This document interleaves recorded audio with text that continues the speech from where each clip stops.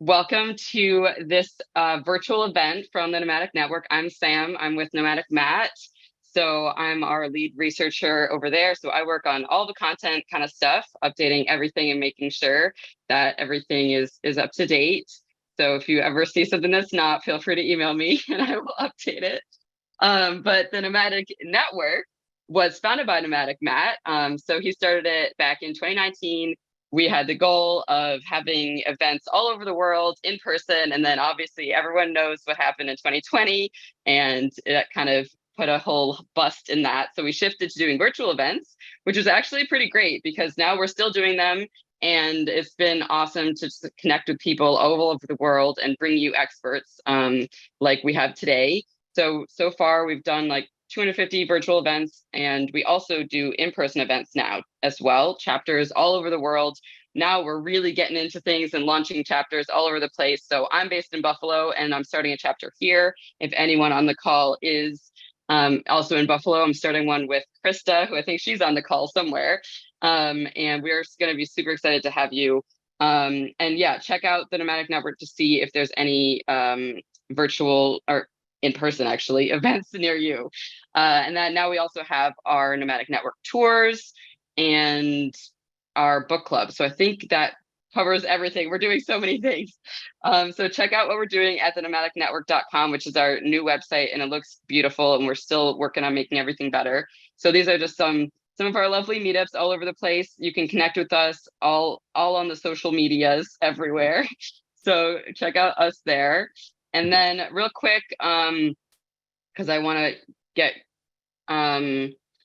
just remind everyone to keep your video on if you feel comfortable. I know as a speaker, it really helps to like actually see that there's other people's lovely faces on the other side of the call. So keep your video on if you're comfortable, but please stay muted so that there's no distractions for our speaker, and she could just kind of like focus on bringing you all the great information that she has. So use the chat, pop in the chat and ask your questions in there. So I'm going to be monitoring the questions so that she can focus on presenting, and I'm going to be keeping track of everything. So it would help me out if you guys just typed question before you ask your question, so I can just glance and I'll ask her all the questions that you have at the end. And I'm sure more questions are going to be coming as we go, because this is the topic that people definitely have a lot of questions about, and we want to make sure all your questions are answered. So yeah, just do that and we'll be sure to cover them. So also it's, we have an hour, but Kendyl has so much more to share other than just this hour. So be sure to follow her. And I'm going to be dropping links in the chat throughout about how to connect with her after the fact. So definitely check her stuff out. She has tons of valuable information. Some of it she's going to share today. So let me stop sharing. And I'm just going to introduce her real quick, and then I will turn it over. So Kendyl Grender grew up in a family that considered travel for rich people. I think a lot of us can probably relate to that. Until she studied abroad in 2013, she had no idea how small her world was. But right out of grad school, she made a commitment to see as much of the world as possible. But she had no money right out of grad school, relatable, and had no idea she was how to do it. So she became a budget travel hacker, and she was just telling me her story a little bit before we hopped on the call, and it's very inspiring. So she's been able to travel to 21 countries, 32 US states with her husband Aspen over the past 5 years. And so she started lifehalffull.com, and Kendyl travels to help people travel more and better through budget travel hacking strategies that everyone can easily implement in their busy lives. So again, I will be quickly dropping all her links in the chat so you can follow her. And I think that is about my spiel. So I'm going to turn it over to Kendyl so she can get started, and then we'll have plenty of time for Q&A at the end. All right. Thanks, everybody. Hi. If anyone wants to make a chapter in Kansas City, let me know, because as I was telling Sam, I have 0 hours in my life to add one more thing to my list. So yes, and Sam, something I forgot to tell you guys is I recently updated my website. So now it's kindletravels.com. So just an FYI, that's on me. That's not on you all. That's a recent update. So anyways, I'm excited to be here. I'm actually in Vegas. So if anyone's around, we can hang out. I'll be doing my $100 in a day here on Thursday. So without further ado, I think you're more here, less for Vegas and more for how to travel a month with points and miles. So my husband and I decided, and you'll hear more about this in detail soon, but I decided I had always wanted to do a month-long trip through Europe. I hadn't since I studied abroad, actually in Ukraine. So a very different kind of experience of Europe than a general midst of Eastern Europe and some of the places we decided to go to. And so with that, I was turning 30 and I had this like fear of life, so to speak, I suppose, of just like, I felt like it was now or never. I felt like I needed to make a change. I hated my job. I wanted to leave. I needed to make this work. And so I decided, my husband actually suggested, like, you love travel hacking. You love doing this. Why don't you just start doing it and writing about it on a blog and like create an Instagram? And as an introvert, that was like the most scary thing of my entire life. But this trip specifically, what I deemed Europe for free, was kind of the start of that, of taking my travel hacking knowledge and making it accessible in a way that people could really understand and relate to. And that's my story. And your story could be different, but you could still create this full month trip with points and miles. So my trip specifically was what I called Europe for free. Now, was it completely free? No, of course not. We know that even with points and miles, not everything in life is free. But what it did do for me is that I created this opportunity to show that anyone can do it. I wanted to create a beginner-friendly way to travel hack by going to a couple European countries over the course of almost 5 weeks, and create this experience that almost all of our stays, our airfare, everything within the trip was part of that points and miles world. And then we spent $100 a day on food and entertainment throughout the trip. So there were some things, and you'll see about what I spent money on in different ways. But we mostly spent $100 a day for 2 people. So $50 a day per person on average throughout Europe for 32 days. So pretty good return on investment of the kinds of experiences that we had for that price tag. And then, like I said, I was in the midst myself of a quarter life crisis. I don't know if any of you all have been in that situation, but you know, getting in the car and you're driving to work and you're sitting in the parking lot, and I was crying. You know, I was like to the point where it was like, I am not happy. I don't know why this is what people think life should be, because this is not the life that I want to have. And that was largely like, you know, the 8 to 5 was not for me. The kind of role I had decided to take my life in the direction it was taking me. I worked for a lot of rich people, and I helped rich people by letting them give me money. Well, the organization I worked for. And when I realized it was time for me to leave is when someone asked me if I vacation in Aspen every winter. And it was like, no, I don't. So this collectively for me was, I needed a change, and I wanted to share that with people so that everyone can learn how to do that. And that's what I'm doing here today too, is showing you how to do that yourself. Why can't I change it? There we go. All right, so how much did I spend? What was this trip like? So Europe for free wasn't necessarily free, because as some of you might know, points and miles have a pretty standard value of what we determine to be a good value of them. And so there were times that I would need 30,000 miles to fly from one city to the other, but I could spend $150. And so that's where some of these numbers come in for hotels and Airbnbs and airfare, or times that the redemption didn't make sense. But you can see on here from my Europe for free experience for 32 days for 2 people, we spent about 500,000 points and miles. And we spent, $100 a day within the midst of this other stuff. In addition to that, about $1,300 that we spent on hotels and airfare in addition to it. So what does that kind of look like? So for my experience for Europe for free, I collected points from April of 2021 to January of 2022. So this is between myself and my husband. We opened up two Chase Sapphire Preferreds for 208,000 points, two IHG Premiers for 300,000, a Chase Freedom Flex with a referral for 30,000. And the Sapphire also had a referral. So they had 100,000 sign up and an 80,000 there. And then the Chase Freedom Unlimited 20,000 and then a Hilton Aspire. So all of these points collectively that we opened up are what paid for those 32 days. So those are what collectively were most of the nights that we were staying at 5-star hotels, flying around between all of these cities in a way that otherwise would have cost us at least $15,000 when I ran all of the numbers with it. So these are the points and miles we use from there, just to give you a sense of my experience. I'll talk to you guys, I promise, about how you can do this as well, but I think it's important to show a little bit of context. And so we spent on hotels and Airbnbs 365,000 points. That included 40,000 for Chase, 70,000 Hilton. That was just one night.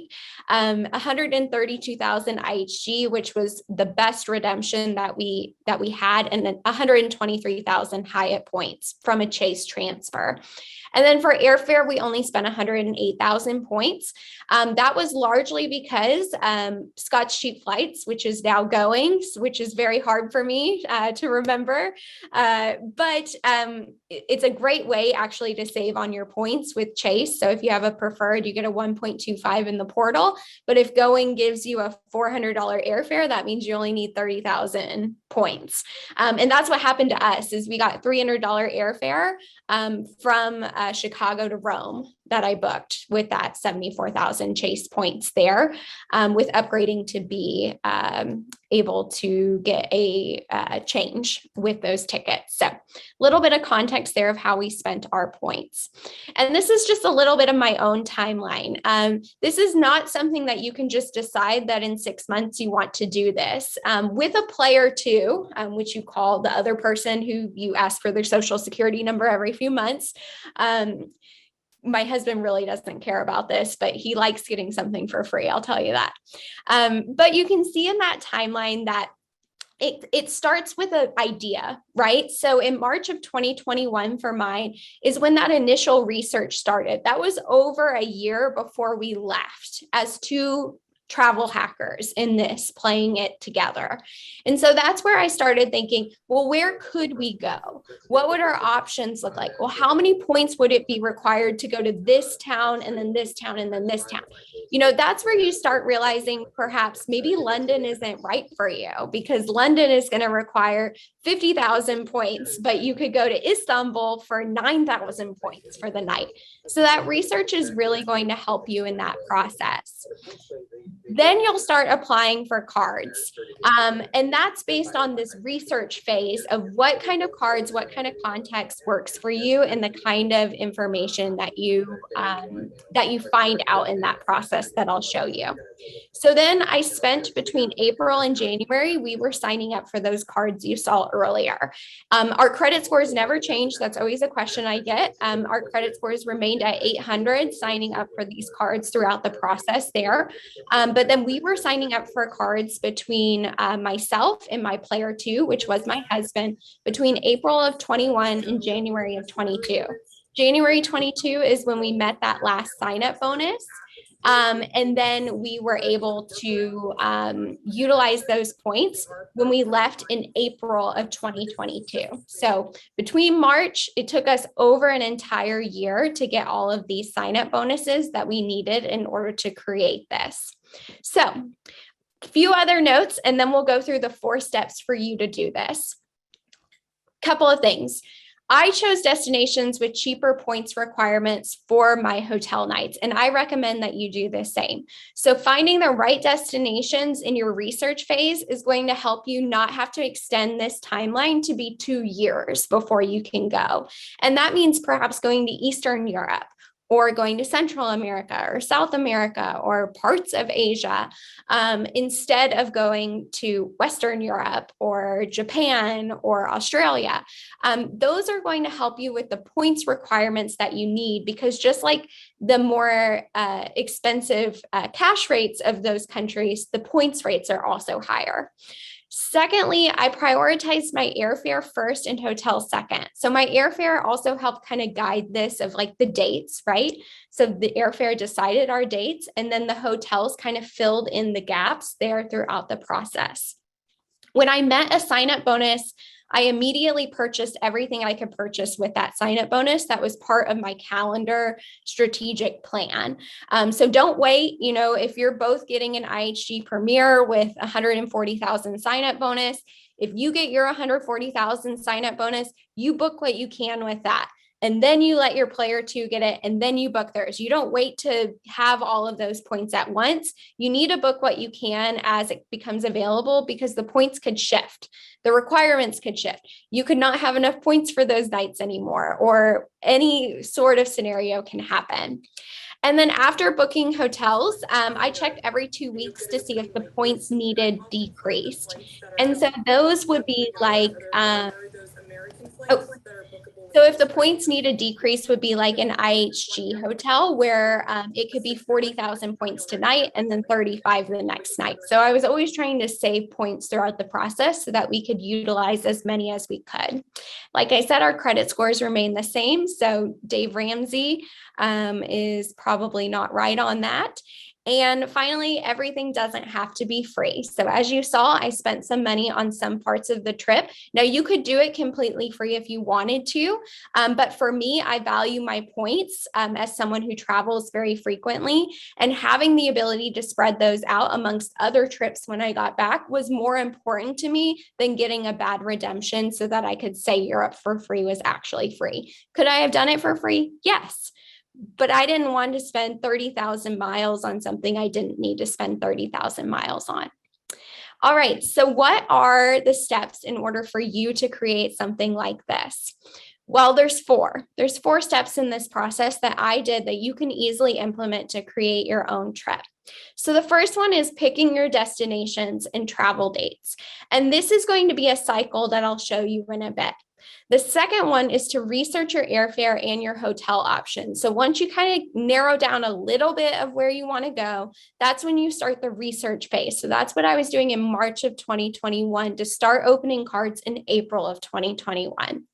Then you're going to find credit cards that match your airfare and hotel needs. So from that research phase, you're going to learn, oh, United is 30,000 in economy one way. So I need 60,000 round trip. Okay, I could get Chase with that, but I could have other transfer options too throughout that process. I'll show you more of that. And finally, then you're going to create your hacking strategy and timeline based on those first 3 phases. So I keep having to move you guys on my screen. There we go. All right. So the first step is going to be picking your destinations and travel dates. So some things to keep in mind with this.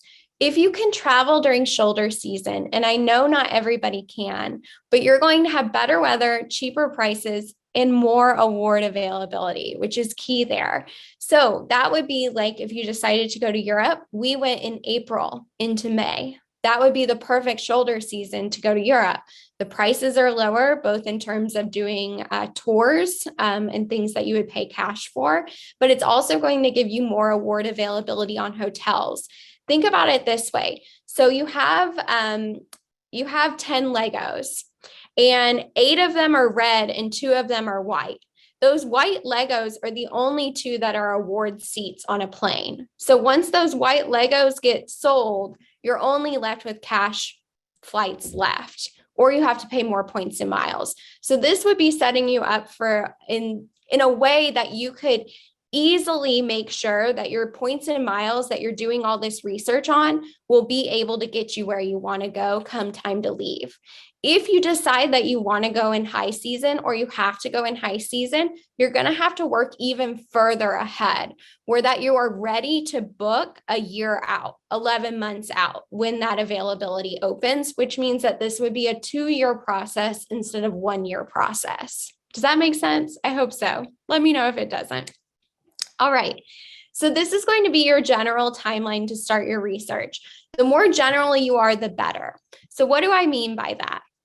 Oh, why did it go all the way back there? Let's keep going. There we go. All right. So I have this little chart to show you guys that I think will be helpful of what I mean by more flexibility. So if we said, I want to travel anywhere in the world at any time, that's going to be the easiest for us to find availability and need the least amount of points. And we'll find a lot of availability, more point redemptions and better redemptions. But maybe one level down is where you need to start your research, right? We can't just say anywhere in the world. That would be way too much research to conduct in order to get the points and miles we need, know where we're going and what we're doing. But you could say, I want to travel to South America in April, May, or September. So that's going to allow us to narrow down our searches a little bit more.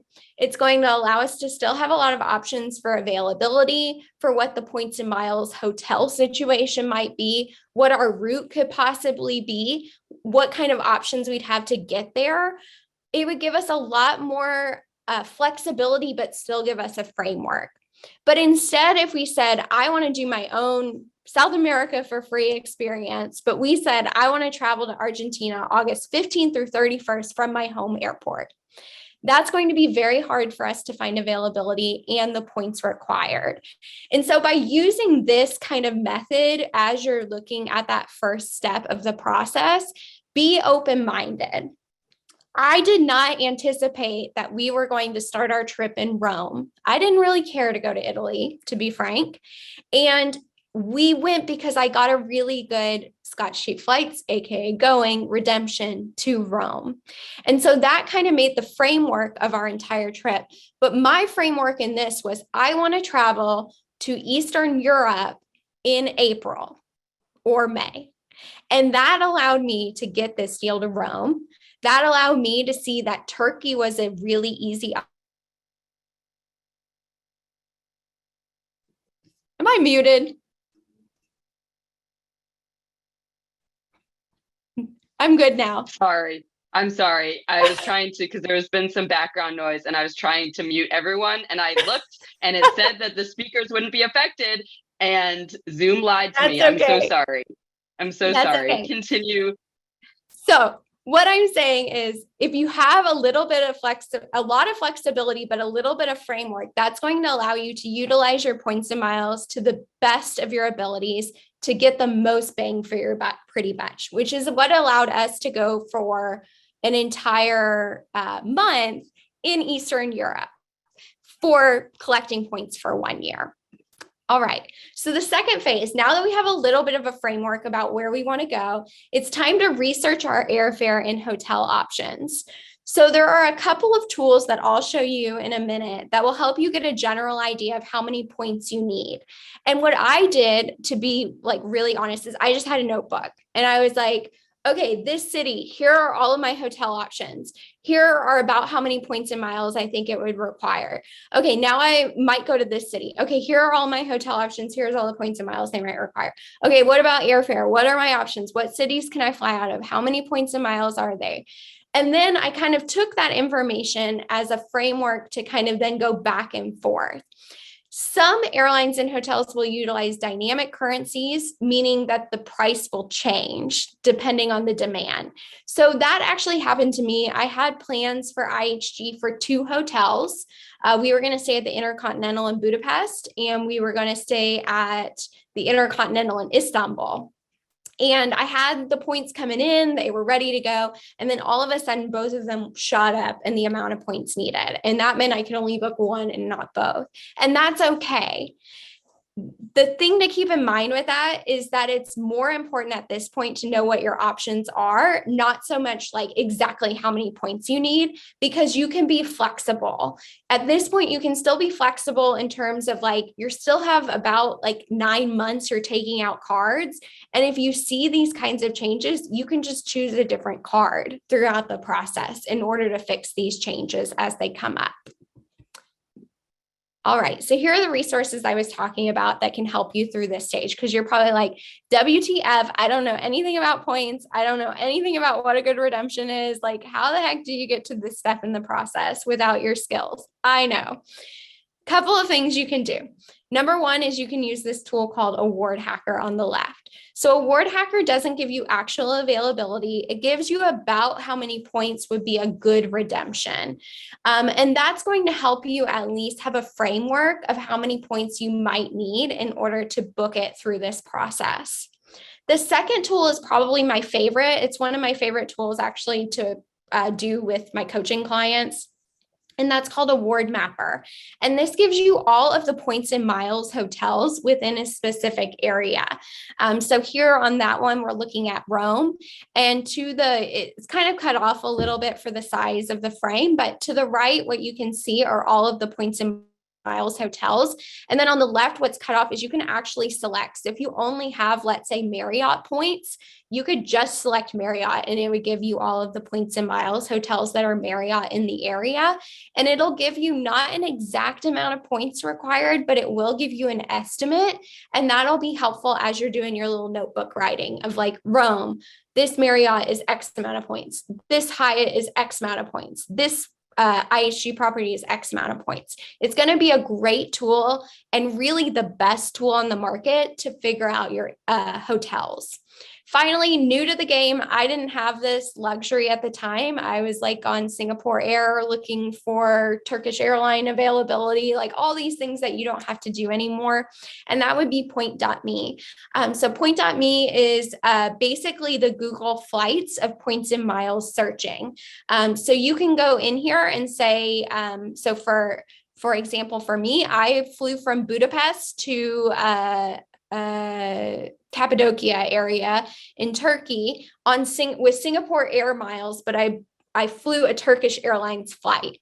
And so this tool is going to allow you to find that availability without having to know all of this. You're not going to need to know that you can fly with Singapore Air for Turkish Airlines and all of that kind of stuff. This tool will do all of that work for you. All you have to do is put in the most basic information of where you're coming from, where you're going to, what date are you flying, what class of service, and search. And that's going to find all of the points and miles available for that day. The downside of it is it's only going to find the points and miles for that day. So it could be that the day before had a really good deal or the day after had a really good deal. So it's a great beginner tool in that you just have to be patient, and search every single day of the week or 2 weeks or whatever your window of time is. But you can use Award Hacker as a starting place, at least to know about what you should be looking for as you're utilizing that. So all of these resources together are what you're going to utilize in that step of finding kind of your research phase of what my options are, where could I go, what could my route look like, and how many points and miles is it going to require, an estimate of that. And these two stages are always going to be evolving. I like to put that in there because they're going to frame each other, right? So you could be looking at a location and then the hotel and airfare pricing just isn't going to work. And so then you choose a different location that might be a better location for your trip. And then that actually works with your hotel and airfare, but then your dates maybe have to shift.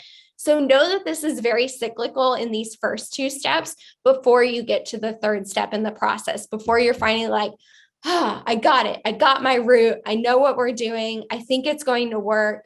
And then we can move on.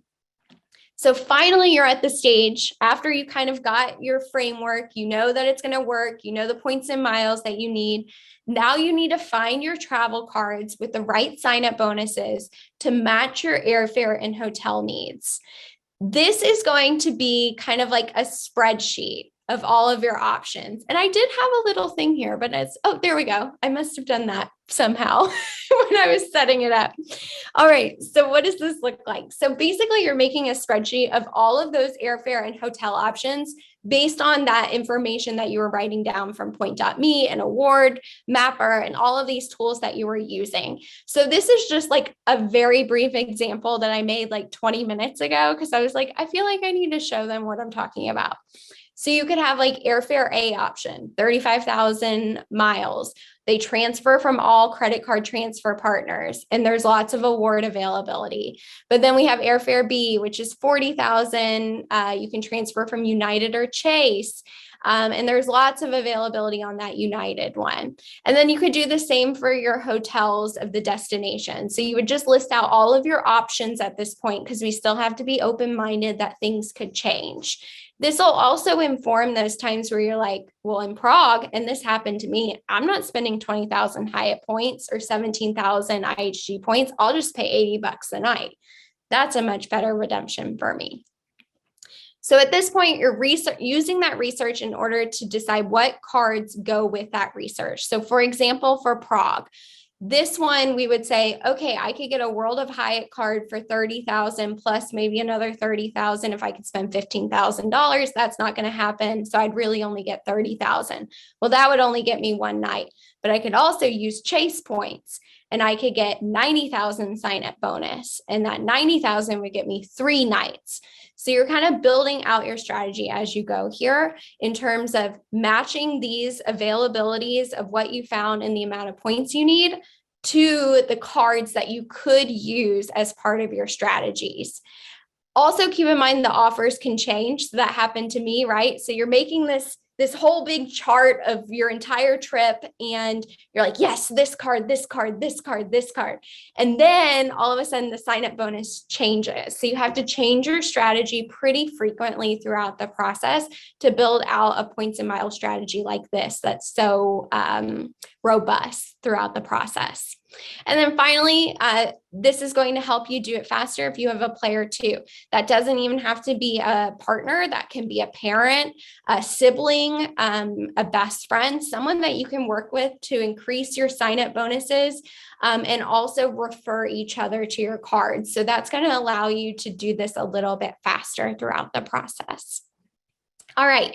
So finally, we've gotten our strategy. We know where we're going and we know what cards we need to get there based on the kinds of points and miles we need. So now we're at the point where we can develop all of this, like put it all together, right? We're making our little stash here. So it's time to build the card hacking strategy and timeline is what I call it. So when you're signing up for cards and what cards they are.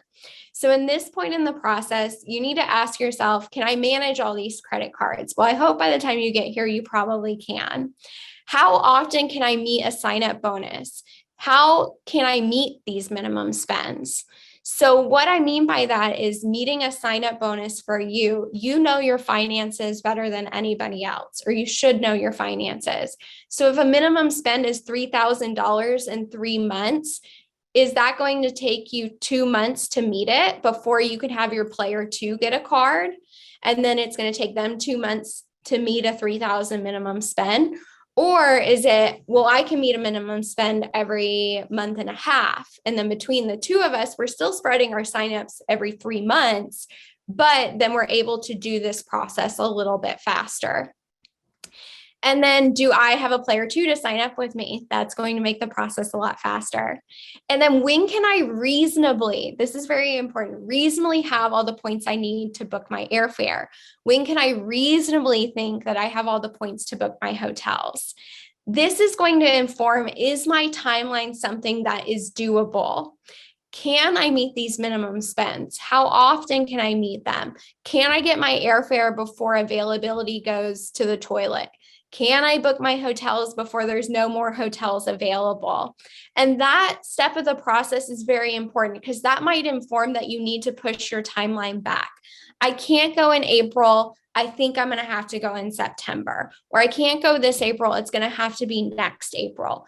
These questions are going to really inform that timeline that you're creating with the card sign up bonuses by knowing when you can meet those minimum spends and when you're going to have all of those points you need to book the specific aspects of your trip. That's when you're going to build out your strategy. So what does this look like in practice? I know this is probably very much like for some of you guys, because I know at one point it was for me too. So what does this look like in a timeline? So for this trip, this theoretical trip that we're not taking, I don't even think I put where we're going. I think I kind of just framed it as like we're going somewhere. We know that we need 120,000 Chase Ultimate Rewards. And this is for a 2-person trip, by the way, because people want to bring a companion, right? If they're getting all of those sign-up points. But we know we need 120,000 Chase Ultimate Rewards because that will get us at least United airfare, because we know United has a good availability. We know that they're going to have economy availability to Europe pretty regularly. But we also know if we have Chase points, that's going to give us more flexibility, right? We don't have to book United. If we use point.me, we put in, we have 120,000 Chase points. We might come back with an Air France redemption that we didn't even know about. But we know that this is going to be the best bet to make sure that we can get there and get home at a reasonable amount of points that we know we can get. Then we say, okay, we want 100,000 Hyatt points. We will have most of them in Chase points, so we can choose to move them or decide maybe we don't want to stay at Hyatt. This is going to allow us to continue to have that flexibility I talked about. And finally, we say, okay, we want 250,000 IHG points. If you don't know what IHG is, and I don't know why, but why it's called IHG, because everything else is like, Hyatt, Hilton, Marriott. IHG is like Holiday Inns, Intercontinentals, Kimpton, my favorite brand of hotel. You need 250,000 IHG points, let's say. IHG, I loved it. I used it for Europe for free, kind of as a tidbit aside, travel hacking tidbit. You get the 4th night free with points with your IHG Premier card. So that gave me 25% off. So anytime we were booking 4 nights in a city, I booked with IHG points because it brought my points that I needed down 25%. And then we know that we'll have $100 in hotel credit because we both got the Chase Sapphire Preferred. So you can see on the right here, kind of what that timeline would look like, kind of similar to mine, but in a little bit more detail for the points we decided as we like scribbled pages and pages and figured out our route and the kinds of points we needed. So we could say in June 2022, we started. I did this presentation last June. So FYI, that's why these dates are June and not today. I just realized that. All right, so we say June of last year. But look at this, we'd be going this April, just a few months from now. All right, June, we got our first card and we can check off with it with a Chase Sapphire Preferred that we got our one-way on United. So we got 64,000 miles here and we can check off, yes, we know that we can get to Europe for our trip. And then our player 2, we refer them to this card and we can check off, yes, they got their miles on United. So check step 1, our airfare is done.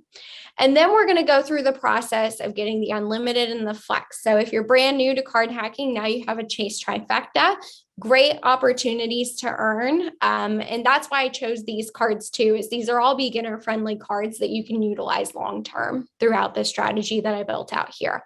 So then we say, check. All right, these aren't really doing anything in terms of like miles and points we need specifically, but they're helping build the nest eggs we need for that Hyatt there. And then we say, okay, player 1 is going to get a Hyatt World of Hyatt card. They're only going to get the one part of the minimum spend. Great card to have also, 9x on Hyatt stays. That's 18% return on investment, free night certificate every year. But we say, okay, between the unlimited, the flex, and then that World of Hyatt card, we have our 100,000 Hyatt points. Check. Oh, and then the rest of the Sapphire points. Then we say, okay, now we're going to work on our IHG points. So player 1 and player 2 are going to get that IHG Premier sign-up bonus. They're going to get 16 nights from those 2 sign-up bonuses from where we're going in the world. So between these cards, we have 8 plus 16 nights included there, plus our round trip airfare in a matter of 1, 2, 3, 4, 5, 6, 7 cards between 2 people over the course of that time. So that would be, generally every every month and a half between each person, you would be getting a new card. If that's too fast, right, we stretch that timeline. If you can do it a little bit faster, remember that you should try not to sign up for a new card. Spread your applications 3 months apart. All right, so I just want to touch on this because I get a lot of questions about this part of it, about leaving your life behind, because everyone's like, well, this sounds great in theory, but how do I do this? So personally, at the time I quit my job, I gave them notice. I actually asked to stay on and come back, and I was told no. And I was like, well, I was stupid for even asking because I don't want to come back.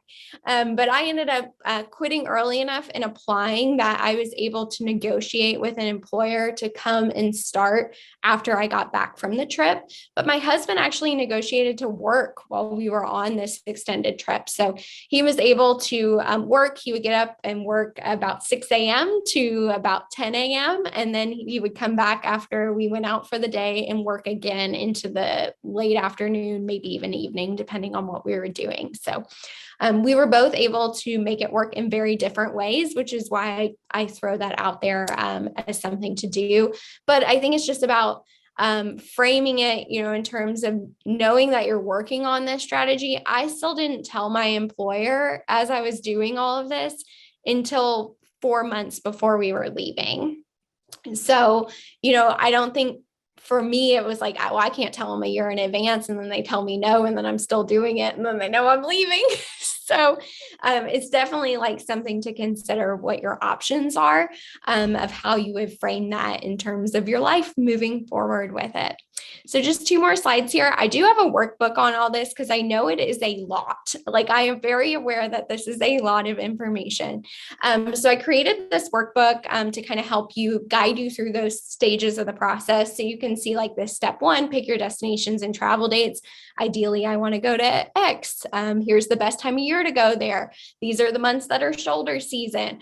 It kind of talks you through all of the steps in the process that obviously in this amount of time in this presentation, I can't talk about, but I'm selling it for $250. It's usually $5. It's half off. So you'll get that link with all the links on Friday for that. But it's a super helpful guide to kind of talk you through those steps in the process and figure out what those transfer partners are, what the cards might be, what your kinds of airfare options are, and then talk you through all of the steps of that process. And then also I have coaching. So if you're like, I really need a lot more help than just that, I do travel coaching for budget travel hacking. So we go through a strategy with you, cards, how you can book trips if you have specific redemptions in mind or things you want to do. So I'll give you guys a 15% off to that too. So with that, that's the end of my presentation. And I believe now it's time for questions. Am I right, Sam? Yes, you're so right. You're so right. I have so many questions that I've been compiling. Thank you so much. That was awesome. And yeah, I know everyone's just been popping off, asking all the questions, because as people are getting down there, they're going crazy, like, oh, I want to do it.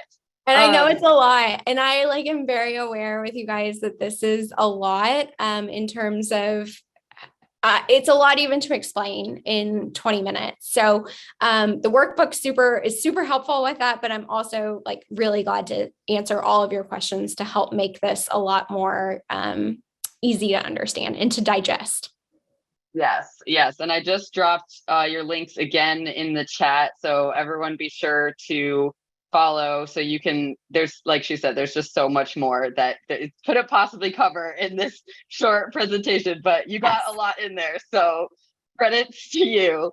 So yeah, let's just dive right in with some of these questions. Okay, so someone asked about, so talking about the sign-up bonuses, there's quite a few questions about sign-up bonuses, and someone had asked, how much do you usually have to spend? And I know it varies, but just kind of how do you plan for spending that, I guess? I know when me and you were talking before the call, you were like, back in the day, I couldn't even make those, sign up bonuses. So how do you go about planning for it, especially when you're opening a few different cards on this timeline you're talking about? I would say that there's a few things that you need to keep in mind with your sign up bonuses. So there's different, usually it's $3,000 in 3 months. So if you can put all of your everyday purchases on that card, both in terms of like I would move our AT&T and our, our internet, our phone, our all of our groceries, anything that we were buying that I could put on a card, whether it be our car insurance, premiums like every 6 months that we paid, anything that I could put on a card that I was going to pay with a debit card, I put on that card and then just paid it just as it was coming, like it would come out of your debit account. Now it's definitely a logistics there, right? Of like constantly moving everything to different cards. But what that allowed me to do is if it's $1,000 a month, I knew I was spending more than $1,000 a month, that I could easily put on a different card if I just structured it all into one card. Now, for some sign up bonuses, it's $3,000 or $4,000 in 3 months. So that's definitely an option as well. So you can keep track of all that. So there's apps, quite a few apps in the world. Travel Freely is probably the best known that will manage to ensure that that you're getting your sign up bonus. But Card Pointers as well is a good app in terms of to utilize to track that, especially if you have the paid version of it. So you can actually put like different credits and things that you've used on a sliding scale, which is also a helpful app in conjunction with Travel Freely to keep track of all of that. But yes, figure out what you spend, what can go on a card. My water bill can't go on a card. So like some things you can't, but figure out what you can if you're not utilizing cards, or if you're diversifying your cards now, how you can put that all into one strategy. Yeah, that's super helpful. Those are some super helpful resources. So kind of like on the while I'm kind of compiling all these questions while we're talking about sign up bonuses, someone had asked, so once you reach like this point goal, I guess just in general, not necessarily even with the bonuses, but like the points goal that you were talking about, do you keep using the card for spending, or do you move on to the next one? Like how do you manage all your cards, I guess, is overall the question. Like, do you cancel them? Do the cards that you use have fees? How do you manage all these cards and the bonuses and all that? So I would say there's a couple pieces here. Like if you're brand new to this, you can utilize this as an opportunity to build out a beginner strategy of cards to keep. So like the Chase Sapphire Preferred is a great beginner card. You can create a Chase Trifecta. You can find cards that you can implement in your life that make sense for you. However, don't cancel a card until at least a year, because they can roll back the sign up bonus and you don't want that to happen. And you don't want to be in Amex jail. Google it if you don't know what it is. So what you can do though, is you can get those cards, keep them a year, utilize all the benefits on them, and then decide if you want to cancel them. You can ask for a retention offer, or you can cancel them. Now, when you're working on something like this kind of what we would consider like churning strategy, I hate that word. I don't think it's fair to what people are doing, but you can think about it in terms of like, I'm trying to meet the sign up bonus. I'm not trying to like earn 3x on dining and 2x on groceries and 4x on travel. I'm just trying to meet the sign up bonus to take this trip. And then you can decide once that trip's done, what you want to do with your cards to implement a long-term strategy to maximize your earnings in your everyday life so that you can keep traveling without having to constantly get sign-up bonuses. And you could learn some of these cards are really good with good benefits, like the IHG Premier 4th night free with points. Actually, buying points with IHG can be a really good deal with your 4th night free. So you're getting your points like for nothing, so you have lots of strategies then that you can implement with the cards afterwards of saying, I just want to keep this card for a free night certificate because it's a good free night certificate for what I pay for it. So lots of different things to do, but yeah, don't cancel your cards until at least a year. So you kind of mentioned the value. So it sounds like you do have some cards that have annual fees. Like, what are your thoughts on that? That was kind of like a follow-up someone asked. I think annual fees, you should pay annual fees. Most no annual fee cards are not very good cards, generally speaking. And you can start building a strategy for so I have a resource actually on my Instagram that you should download. That is the first 4 card strategy. And that is actually 2 cards with $0 annual fees and 2 that have $95 annual fees. And so like for $190, you've built a really solid foundation of cards that you can utilize in the long term. But like I pay like $2,000 between my cards and my husband's in annual fees. But we travel a lot. Like I wouldn't recommend this to people who are, not doing this for work or, for that kind of stuff generally. But annual fee cards, look at the benefits you're getting and say, are these benefits something I would use anyways? And do they outweigh the cost of this card? So there's cards out there like the Amex Platinum, which is junk for most people. Like, to be quite frank, it is junk for the money that you're paying for it. And so for that card, there is not, the value of it in terms of annual fee. But then you could have a card like the Hilton Aspire, where you get $250 airline incidental credit, $250 resort credit, a free night certificate, basically anywhere in the world, diamond status, 34 points per dollar spent, all of these things that maybe you would use anyways, that the $450, you're getting way more value than that out of that card. But you can start small. Start with a $95 card. The Chase Sapphire Preferred is a great starter card throughout a process. 100% agree about the platinum too. It's a card I have because I travel too much. I have it too, but I don't recommend it either. Most people don't need it. No, I agree. Yeah. Okay. So yeah, now everyone's popping off with other questions. So we have a couple of people have asked like variations of the question about getting these sign up bonuses. Like, can you get them more than once? And I know it varies a lot, but can you just talk on that a little bit, I guess?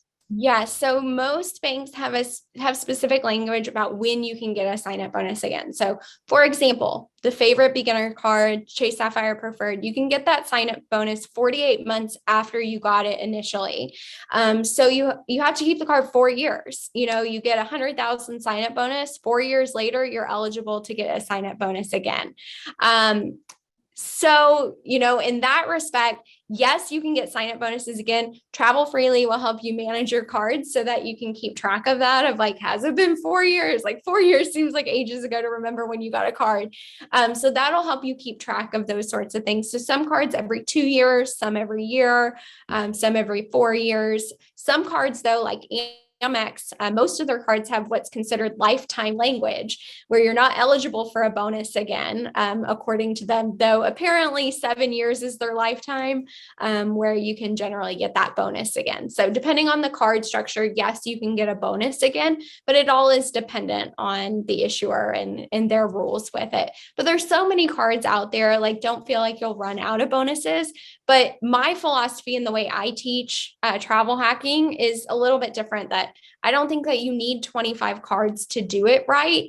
You can just maximize a few cards in the earnings and points that you value, and you can take a free trip every year if you're just earning the right kinds of points in the right way. Definitely. So a bunch of people have asked, like, wow, how long did it take you before you got here? Like, how many hours do you spend on this strategy? I know you probably can't even begin to estimate that, but it is so much information.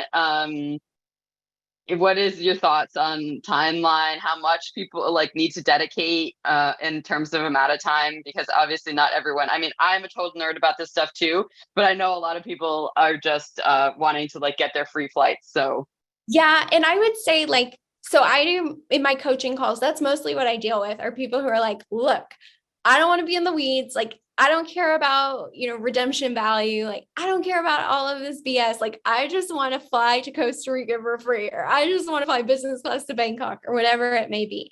And so there's a lot of resources out there, both mine, and I recommend just following a lot of people in the travel hacking community.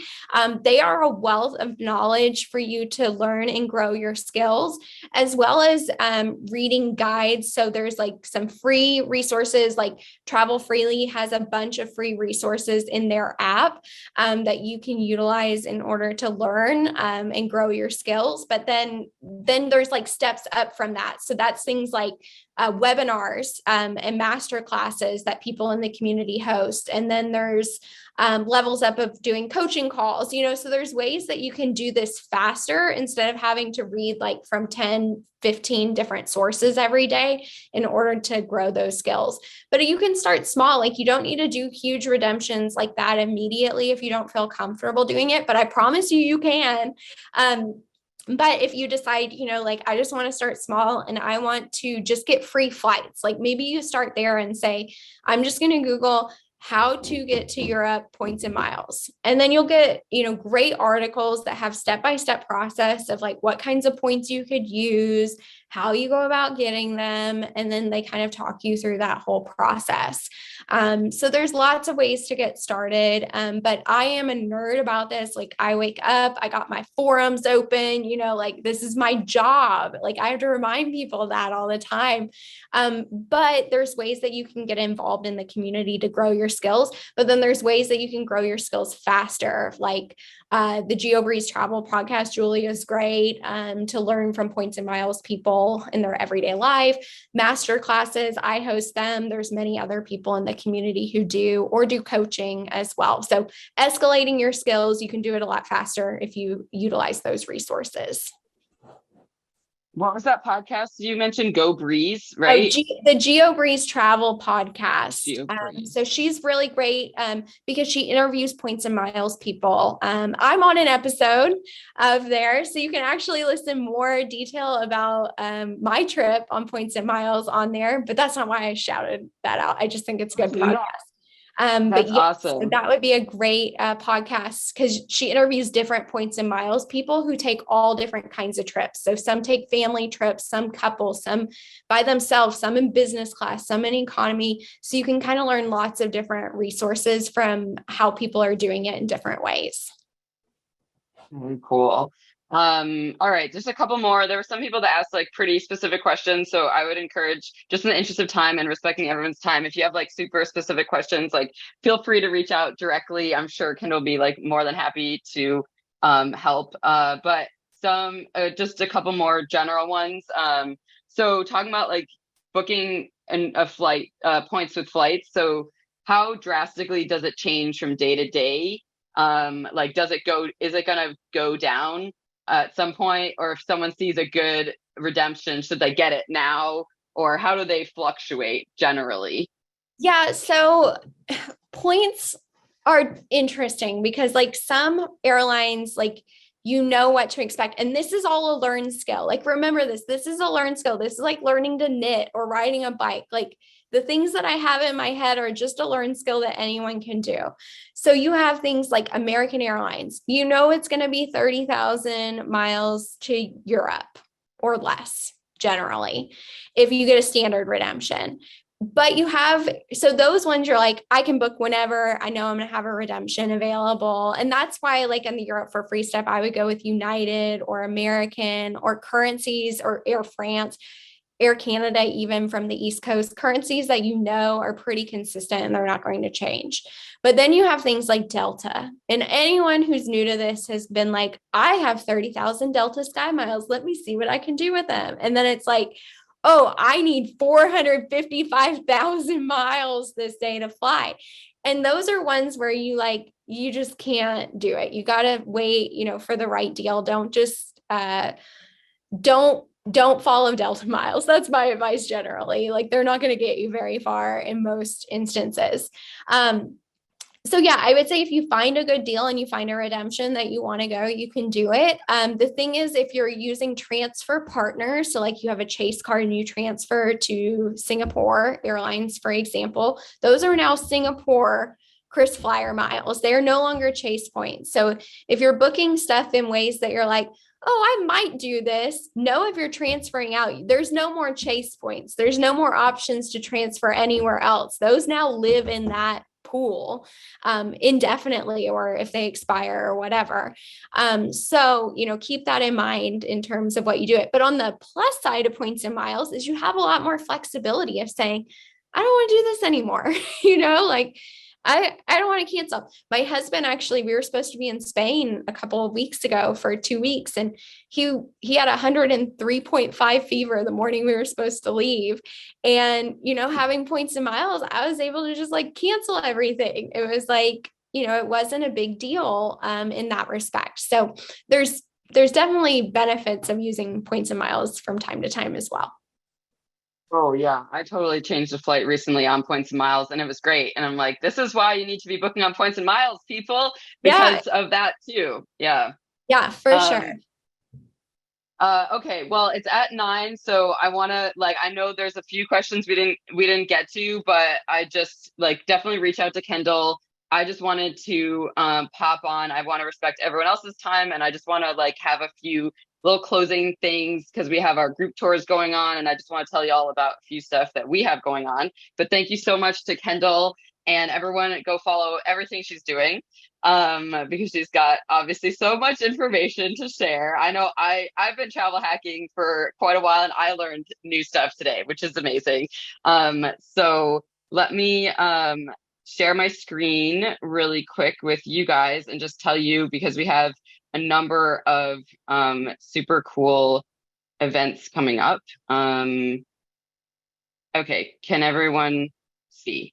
Yes. Okay, so yeah, so we have another travel hacking event actually coming up in early February because there is so much to talk about and everyone has, slightly different things to say and different things like I just said, we all have stuff to learn from each other. So these are some of our upcoming events. We have the amazing Rolf Potts is doing a book club, which is so incredible. He's like a legendary travel writer and he's being so generous to donate some time to us and go over like just so much stuff. And so we have a book club coming up with him. So these are just some of our virtual events. Also check out our chapter meetups. Like I said, we have just events going on all over the world. It's truly incredible. If you want to connect with other travel lovers in your city, it's great. And if we don't have a chapter in your city, maybe you're the person to start one. Like Kendyl said, she wants someone in Kansas City. So go start one over there because Kansas City seems really cool. And there's travel, like avid travelers everywhere, which is the really awesome thing. And that's the whole point of the Nomadic Network is we want to bring people together who really love to travel. So this is another book club. We have like kind of two book clubs happening really soon after each other. And then importantly, I also wanted to tell you guys like a little bit about our group tours because it's kind of like a new initiative we're doing. And it's just like another way we're bringing people together that love to travel together. And we're super excited about it. There's going to be someone from either the Nomadic Network or Nomadic Matt on every single tour because we want to travel with you guys too. So I'm actually going on the Costa Rica tour. If anyone wants to travel with me, there is 2 spots left. So you got to get on it. But that's in April. But actually, I wanted to make sure I don't forget to tell you guys that we have our Jordan tour is happening in, I believe, yeah, it's March, and we have a special like discount for that. So if you use the code Jordan, it's $500 off, which is like a lot that we don't normally offer. But it's just a super, super cool tour, and I'm actually really jealous. I kind of want to go on it, but I'll be in Costa Rica, so I know we can't feel bad for me. But Jordan looks awesome, so like you guys should totally go and yeah, just use the code Jordan, and you'll get that 500 off. And we have just so many other amazing tours happening in Mexico. We have a few Central Europe, Italy. Check out, like I said, all of our tours and come travel with us. And I hope to see someone on the Costa Rica tour. I will be seeing some people, but there's, like I said, 2 spots left. So come travel with me. So yeah, so that's it actually. So I ran through that super quick, so that was good. But yeah, that's about it. And I just want to wait, how do I get back? Sorry, everyone. Get me back. I think you just need to do at the top, stop sharing your screen. Stop share. I got it. I got it. Thank you. It's like my brain is like, it's 9. But yeah, just thank you everyone for being here. I mean, you guys are really what makes it all go happen. Thank you again so much to Kendyl for sharing all of your incredible knowledge, and definitely check out her stuff. I'm gonna really quick drop all those links again before I officially close everything out, just in case anyone missed that. So yeah, definitely go follow along. Thanks to everyone. Yeah, have a Yeah. great night or afternoon or morning, wherever you are in the world. And we'll see you again soon. Yeah. Thank you so much. Please DM me if you need anything or have any additional questions. So, yeah, happy to answer. Have a good evening, everybody. Goodbye. Bye.